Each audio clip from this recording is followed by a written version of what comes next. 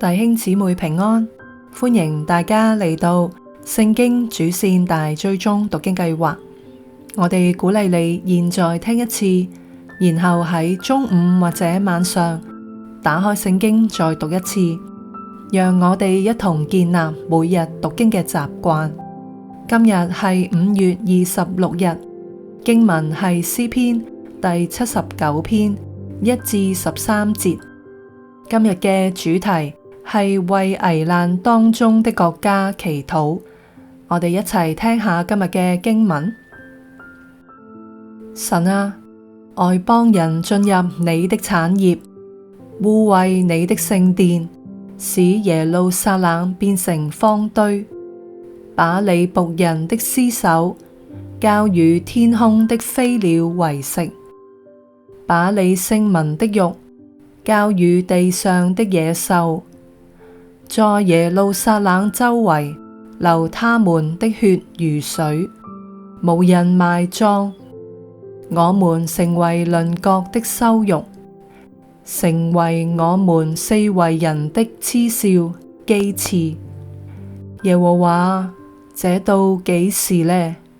你要動怒到永遠嗎？你的憤恨要如火焚燒嗎？願你將你的憤怒倒在那不認識你的外邦和那不求告你名的國度，因為他們吞了雅各，把他的住處變為荒場。求你不要紀念我們先祖的罪孽，向我們追討。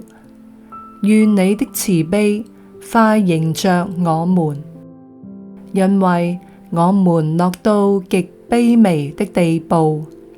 拯救我們的神啊，求你因你名的榮耀幫助我們，為你名的緣故搭救我們，赦免我們的罪。為何容外邦人說他們的神在哪裏呢？願你使外邦人知道你在我們眼前伸你僕人流血的冤。願被囚之人的嘆息達到你面前，願你按你的大能力存留那些將要死的人。主啊，願你將我們鄰邦所羞辱你的羞辱加7倍歸到他們身上，這樣你的民，你草場的羊要稱謝你，直到永遠，要述說讚美你的話，直到萬代。今日嘅主題係為危難當中的國家祈禱。這是群體嘅哀歌，面對國土被異族侵佔，耶路撒冷被摧毀，詩人哀嘆國家嘅苦況，祈求上帝拯救佢嘅子民，懲罰列國。最後佢承諾頌讚上帝嘅偉大。盡心思考，國難當前，上帝卻好似袖手旁觀。點解詩人仍然寄望上帝會出手拯救呢？不信嘅人任意羞辱上主嘅名，你會點樣禱告呢？